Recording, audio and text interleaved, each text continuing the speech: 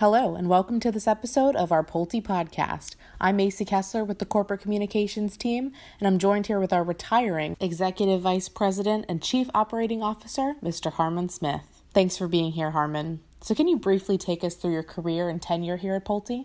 My career started at one of our subsidiaries of the company. Pulte purchased 5 savings and loans back in 1988, and I joined them in 1989, not even knowing who Pulte was. Spent about 4 years working in the savings and loans, and then I moved up to our home office, and my first role at home office was investor relations. Then started my field part of my career back in 1996. I moved to Charlotte as the controller for that division, moved up to head of finance. Then I moved to Florida when we bought the company Devasta, that we still use the brand today, in 1998. Initially as the vice president of finance, eventually the division president. Did a second short stint in Michigan, about 2 months as the Great Lakes area president, before moving to Texas, where I spent 8 years serving as the Texas area president, Gulf Coast area president, which was Texas and Florida. And then once we started our strategy work, splitting time between Dallas and Detroit, working on the execution of our strategy. I was head of home building operations then. And then about 5 years ago, I moved to Atlanta.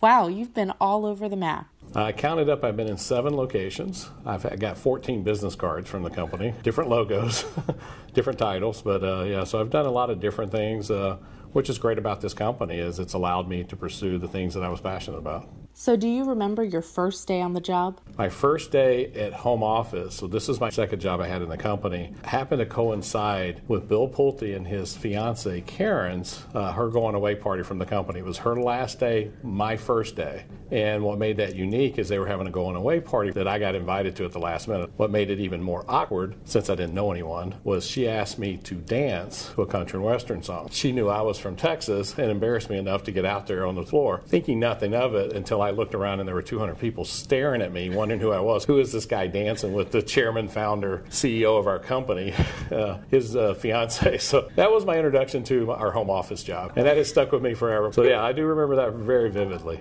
Well, needless to say, you've had a long and successful career here. So what kept you at Pulte for almost 30 years? Yeah, that's a great question. What really has kept me here is that we've always stood for what's right. And when we saw something that was not correct, whether it was the way we treated each other as employees or whether it's how we serve our customers, we've made it right over the years. And working for a company that stands for what's right has always felt great to me because it fit in with the values that I was raised with.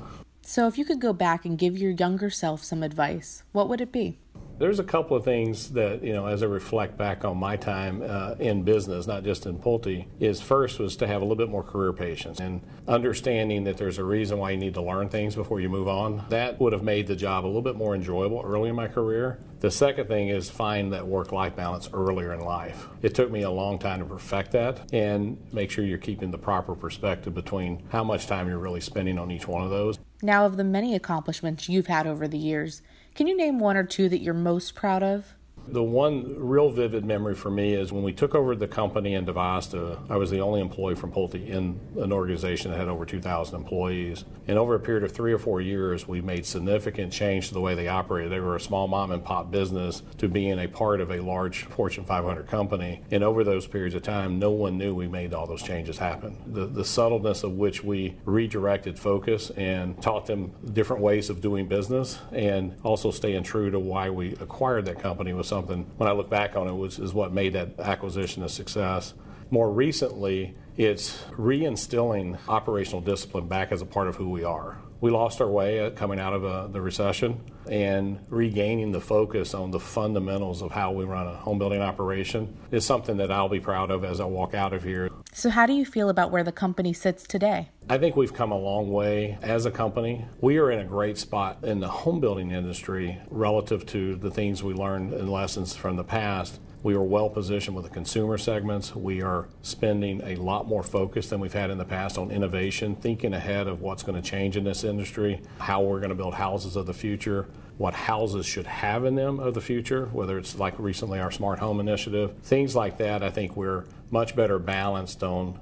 So what's the biggest change Pulte Group has gone through while you've been with the company? Yeah, it's an interesting dynamic. We have evolved as an organization over those 29 years. For most of the first half of my career, one of the key things that we wanted to be was the largest home builder in the space, and we were the largest home builder for a majority of my first half of my career.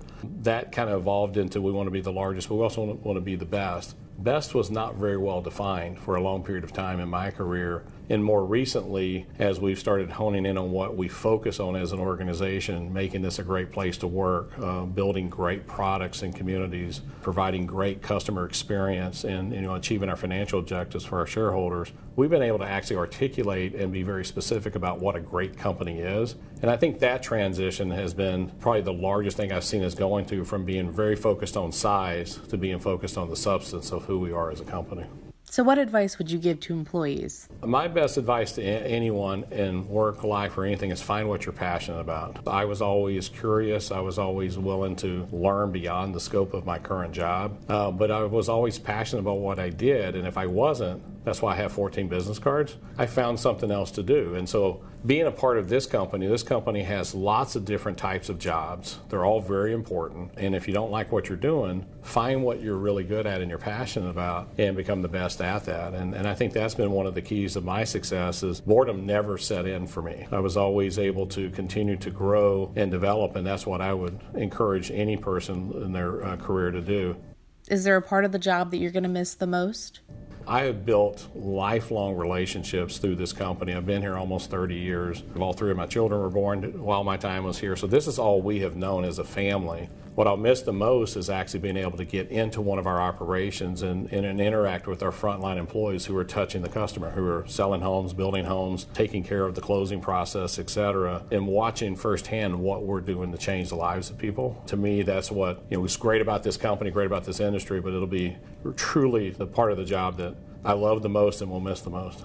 So how can employees continue to find success? My way of looking at it was always I was building the home for my mom. Every time I make a decision about how I would want to treat a customer, it would be through the eyes of what would be right for my mom. And so as you're talking to a customer, as you're making key decisions at the point of attack, you need to keep that in mind, that you're building the home for a family to enjoy their life in. And it's not a closing, it's not a transaction, it's not that, it's a personal home for people to raise their family in. And that's something, if you can keep that in mind, you'll always do the right thing. Thanks so much, Harmon. Any final thoughts to share? I look back on 29 years went by really quickly, but what I would want to impress on people that have joined our company is no matter where you came from, no matter what your education level is, no matter what background you're from or whatever little small town you grew up in, like the town I grew up in, this is a company that you can make a career out of. Work hard, you can get rewarded for it, and move into opportunities that allow you to learn. And so I never looked for the next position, it just happened to look for me, and I was standing in the right spot. So keep your mind open and your eyes above the horizon so that you can see what's coming. Otherwise, you'll miss opportunity, it'll pass you by and you won't even see it. So you're working for a great company, what I consider to be a best place to work in any industry,